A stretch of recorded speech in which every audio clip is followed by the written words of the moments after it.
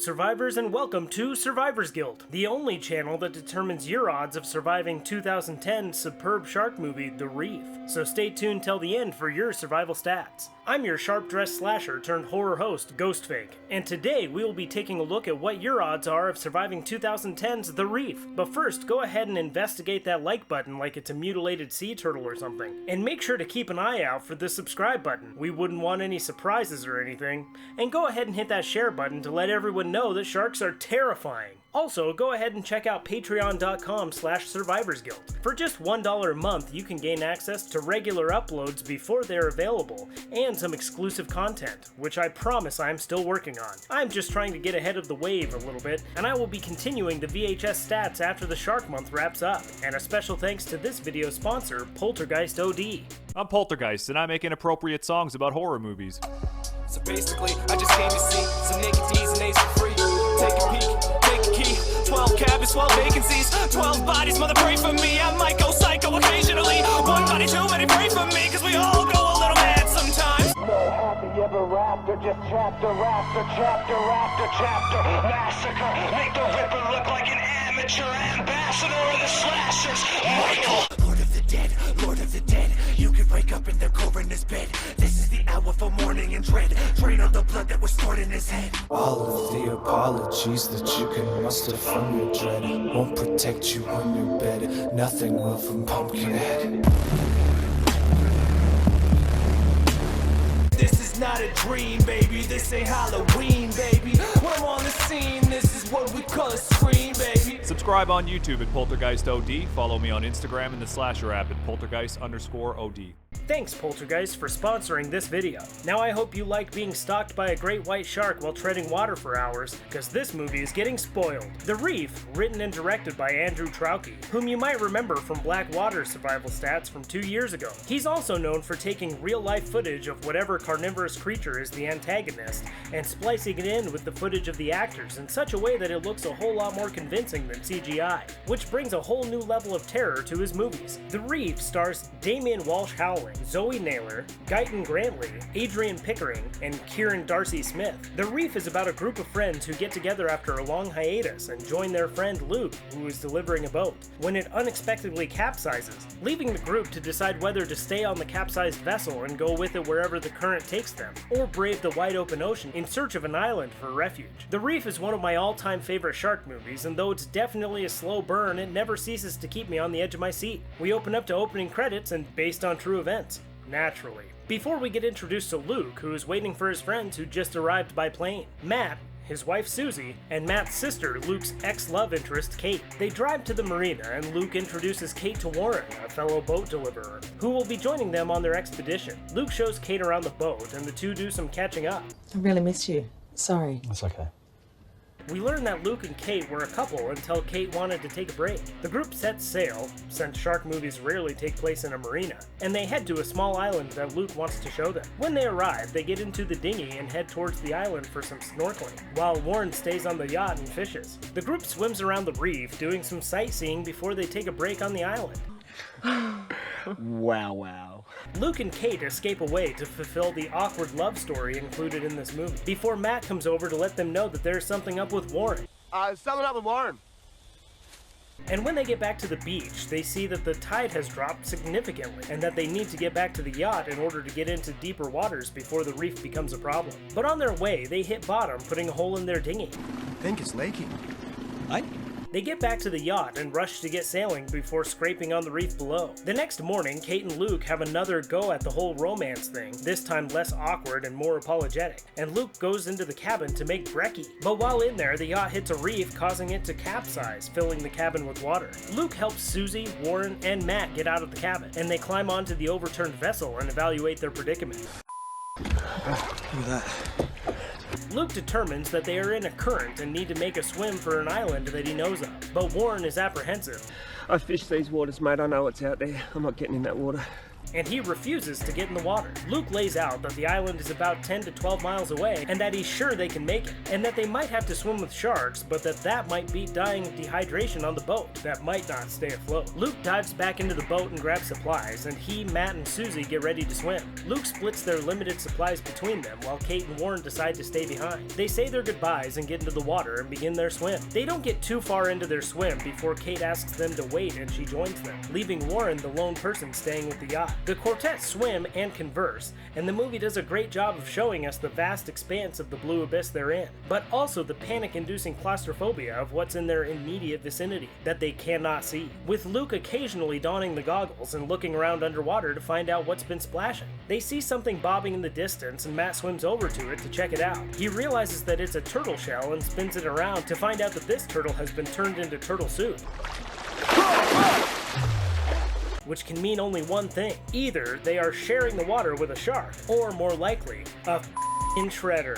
Whether their threat is a big toothy fish or the fearless leader of the Foot Clan remains to be seen, but the crew swims on. We briefly cut to Warren sitting around doing nothing and sees a large shark circling the capsized vessel. Cut back over to the group, who are now swimming a little more concerned about what's around them, when Susie claims that she saw something and that something has been following them. Listen. I'm sure I saw something and it's big. Okay, so what did you see? I don't know. There.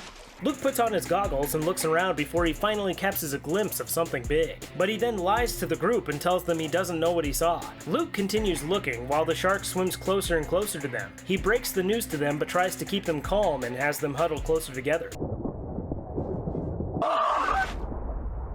The shark finally appears to lose interest, and Luke tries to calm Susie down, while the group tries to gain their composure. Oh, I guess it hasn't lost interest. A little ways away, that chunk of bodyboard floats up to the surface, and while Luke tries to get Kate to calm down a little bit, Matt sees the flotation device and decides to go grab it before the shark returns. And when the group notices, they watch in horror as the shark charges Matt and he disappears under the water.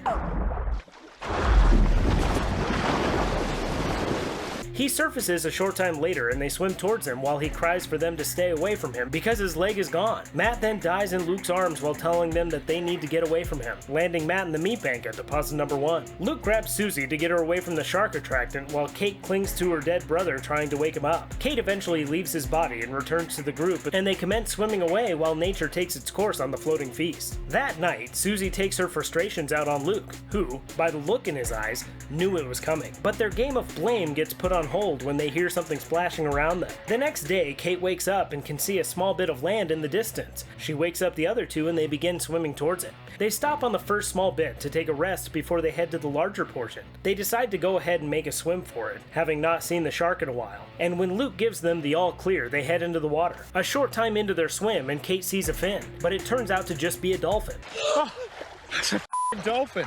And one thing that I cannot really do justice to in this video is the tension being built up throughout the entire movie. That's why this is one of my favorites. The entire movie is a tension building exercise that can only be given justice by sitting through this 90-minute anxiety roller coaster. Because even though that fin belonged to a far friendlier sea creature, the one Susie sees does not. Is that the dolphin?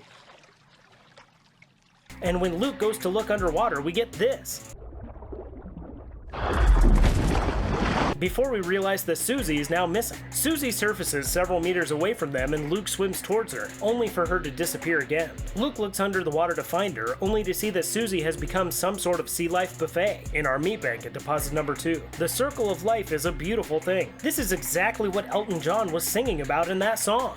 In the circle of life.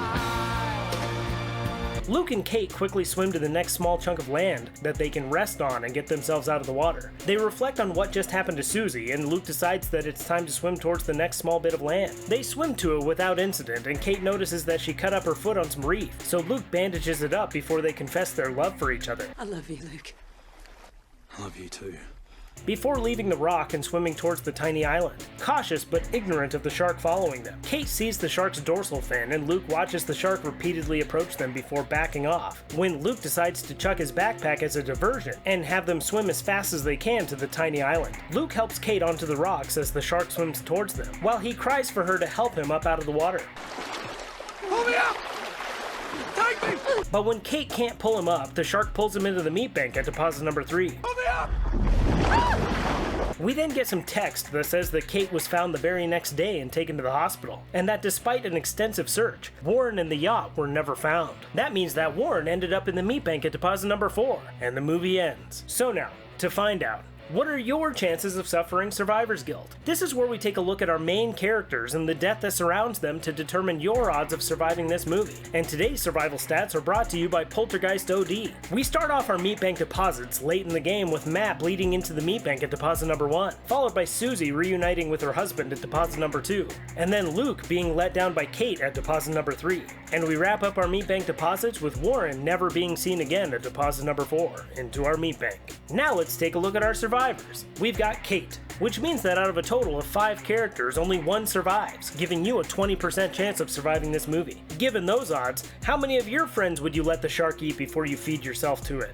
Let me know in the comments below. And if this is your first time on my channel, go ahead and subscribe so that you don't miss out on any of my future videos. Also, feel free to check out patreon.com/survivorsguild. For just $1 a month, you can help us here at Survivors Guild make this a full-time gig. And a huge shout out to my patrons, Chris D, Sackhead Ed, Bubba T, Maximilian H, Macabre Python 18, Video Creep, Papiulio, Valentina P, James H, Mintrix, Brady D, Matthew, Vids for You, Mr. Nightmare Fuel, Megan H, and Maxwell the Kaiju Man. Thank you guys so much for your support. It seriously means the world to me and it goes a long way to making my channel better. Alrighty guys, this is the last of Shark Month and we'll be getting back to 1 video every 2 weeks. But who knows, we'll see. Maybe we'll get some extras here and there. Alrighty guys, as always, thanks and don't die. I'm Poltergeist, and I make inappropriate songs about horror movies.